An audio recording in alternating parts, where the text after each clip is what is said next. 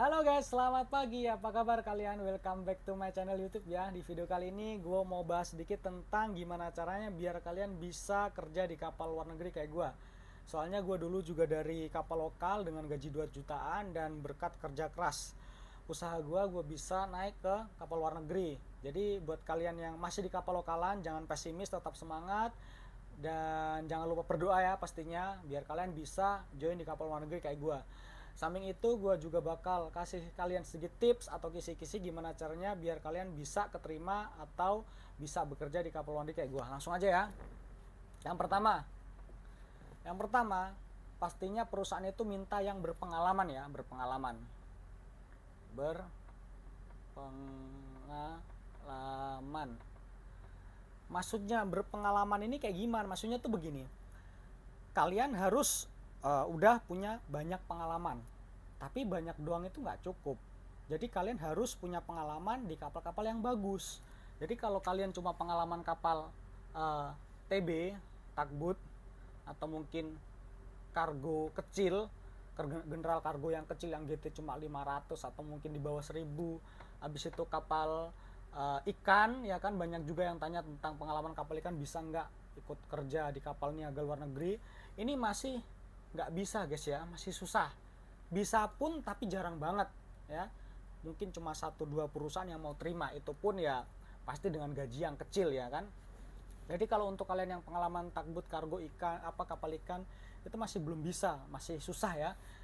Pengalaman apa yang diterima itu pengalaman kapal besar dari 20.000 ton. Kelihatan ya? Oke. Jadi kalau kalian udah punya pengalaman kapal yang GT-nya 20.000 ke atas, kalian bisa join atau bisa mencoba ngelamar ke agensi-agensi kapal luar. Ini biasanya udah mulai diperhitungkan ya kalau pengalaman kapal segini, soalnya udah dianggap pengalamannya bagus ya.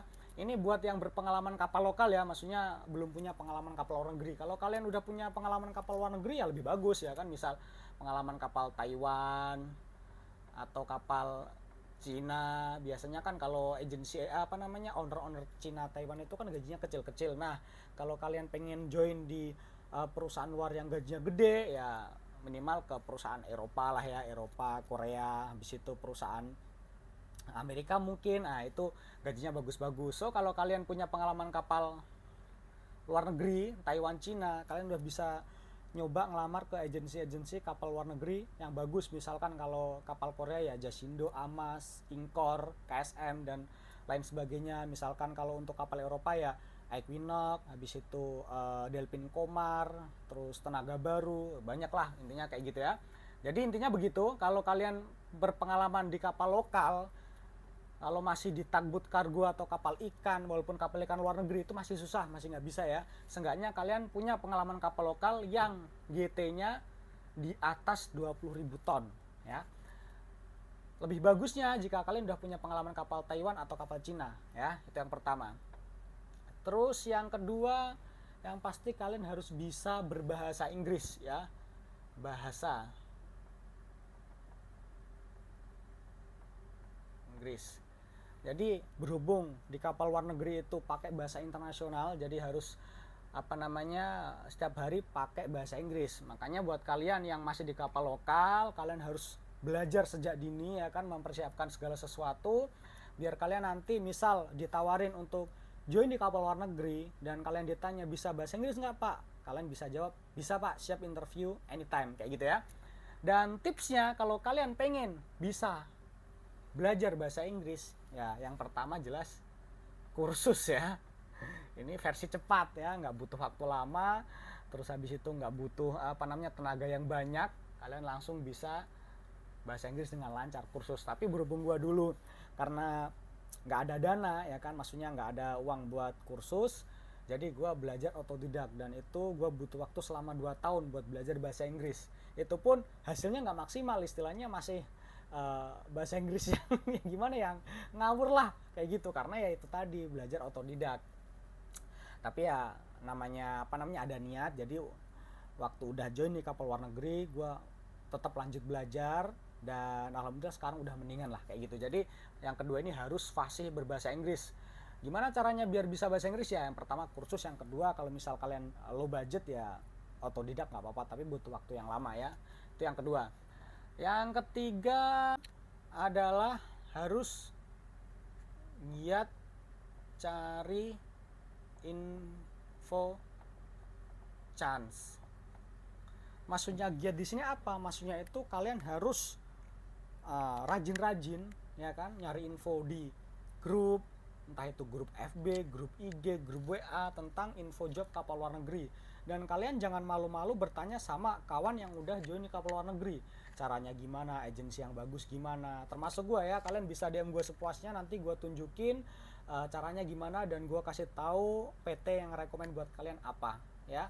Kalau gue nggak sibuk pasti gue bales. So jadi di sini artinya giat cari info chance itu kalian harus rajin-rajin setiap hari pantau IG-nya perusahaan-perusahaan luar lah, IG-nya grup pelaut atau mungkin Facebook-nya para pelaut. Jadi kalian harus pantau terus, kalau ada info bagus kalian langsung aja kirim CV ke sana. Pasti ada nomor atau email yang tertera. Kalian harus rajin-rajin kayak gitu. Misalkan belum ada yang nyangkut atau belum ada perusahaan yang terima, ya itu berarti belum rezeki. Kalian harus tetap terus mencoba karena ya itu tadi pengalaman yang istilahnya dikit atau pengalaman yang minim itu memang masih susah kayak gitu ya.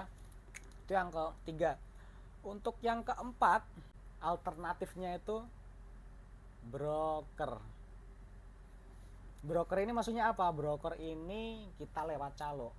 Tapi calonya atau brokernya bukan yang abal-abal ya.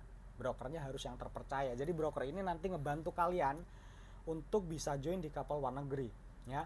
Dan pastinya kita harus bayar ke mereka.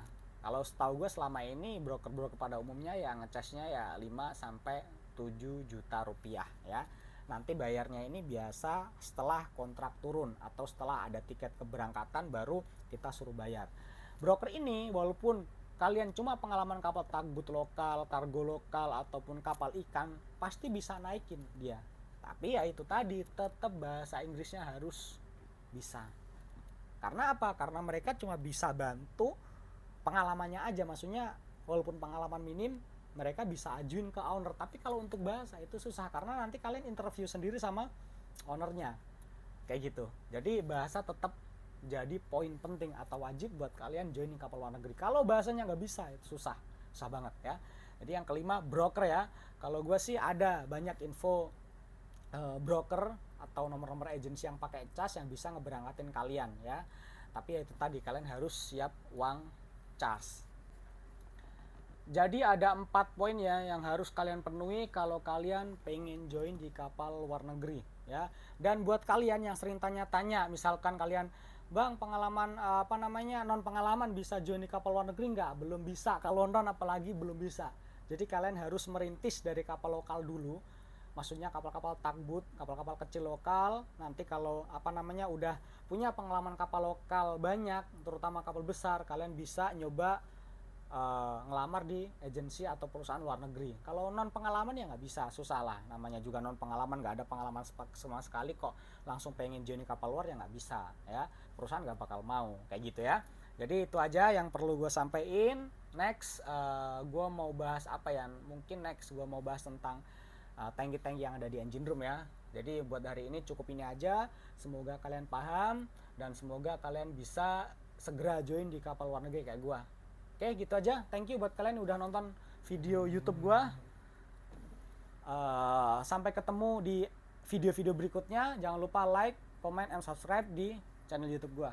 Salam satu jangkar. Bye-bye.